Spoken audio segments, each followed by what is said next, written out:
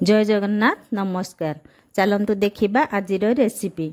आज मु आपण मानू देखाबी आम समस्त प्रिय चटपटा पियाज चाट रेसिपी।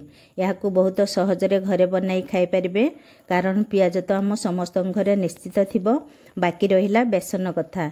एबे तो वर्षा दिन चली समस्त इच्छा किसी वर्षा पागरे गर्मा गरम चटपटा टिफिन खाइबापी तेणु बेसन भी समस्त घरे थी। ताहले डेरी नक सुपर टेस्टी कुड़कुड़िया चटपटा पियाज चाट थरे घरे निश्चित बनाई खातु एवं यही वर्षार मजा नियंतु।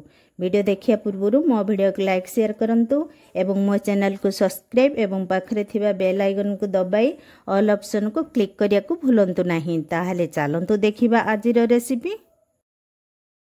एठी मु 3टा बड़ बड़ साइज रो पियाज नेछि। गोटे कप बेसन, 2 चामच कॉर्नफ्लोर, गोटे टीस्पून काश्मीरी लंका गुंड, गोटे टीस्पून गरम मसला आ स्वाद अनुसार लुण। एबे अल्प अल्प पानी दे सबको भल भाव मिसाई दबा। यही बेटर को बेसी पतला करबा नहीं। बेटर आमर एतिके मोटा थिले भल कारण आमे पियाज बड़ाई छानिबा। पियाज रे टिके पानी थाए तेणु बेटर बहलिया थिले पियाज रे भल भाव कुट हेई परिबो। जदि बेटर आमर पतला हेई जिवो ताहले पियाज रे बेसन रो बेटर आउ भल भाव लागिवो नाही। बेटर आमर प्रस्तुत हो गला। एठी मो पियाज को काटी पाखुड़ा पाखुड़ा कर देइछि। एबे पियाज को बेसन बेटर रे बुड़ाई छानिबा। तेल आमर गरम हो जाइछि।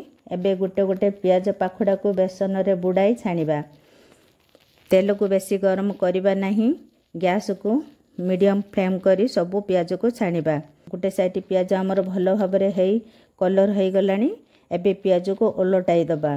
पियाज रे बेसन आमर भल भाव लगी जाए पियाज रे मिसी जाइछि। किछि भी बेसन रे बेटर आमर पियाज रु बाहरु नाही। ता माने बेटर आमर ठीक अछि। बेसी पतला हेई नाही कि बेसी मोटा मध्य हेई नाही।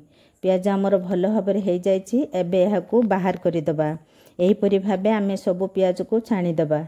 एबे चाट पई मसला प्रस्तुत करिबा।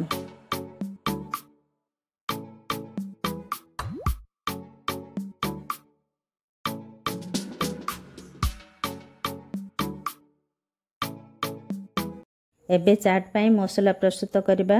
प्रथमे बादाम को टिके भाजी बाहर कर दबा। एठी हमर बादाम भाजी गलानी। एबे बादाम को बाहर कर दबा। एबे सेही कढ़ाई रे टिके तेल दबा। तेल आमर गरम हो गलानी। तेल रे एबे कंचा लंका, पियाज, टमाटो, गोटे सिझा आलू, किछि धनिया पत्र, स्वाद अनुसार लुण, काश्मीरी लंका गुंड दे सब को टिके भाजी संगे संगे बाहर कर दबा।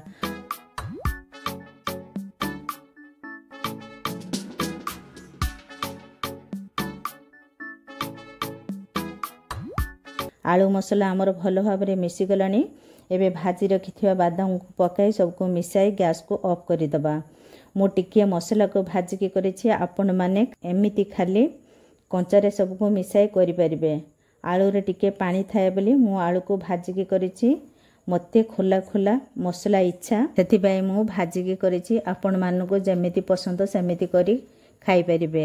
एबे छाणी रखिथिबा पियाज को एमिति सजाए तापरे मसला सब भरी दबा। मसला उपरे किछि कंचा पियाज कटा, टमाटो कटा, धनिया पत्र, चाट मसला, बीट लुण आउ सेव दे सजाई दबा। देखंतु पियाज चाट आमर केते सुंदर देखा जाउछि। देखो देखो पाटिरो पानी बाहरी आसुछि। एमिति करी खाई परिबे। नहले पियाज को छाणी टमाटो सॉस दे खाई परिबे। आपण मानु को जदि लेंबू की टमाटो सॉस इच्छा थाए ताहले चाट ऊपर दे खाई परिबे। प्रस्तुत हो गला आमर सुपर टेस्टी कुड़कुड़िया चटपटा पियाज चाट। यह घरे थरे निश्चित बनाई खातु एवं केमिति लागिला मते कमेंट करी जणातु। जदि मो रेसिपी आपण मानको भल लागु थाए ताहले मो वीडियो को लाइक शेयर करंतु एवं मो चैनल को सब्सक्राइब करबा पई भूलंतु नहीं। धन्यवाद।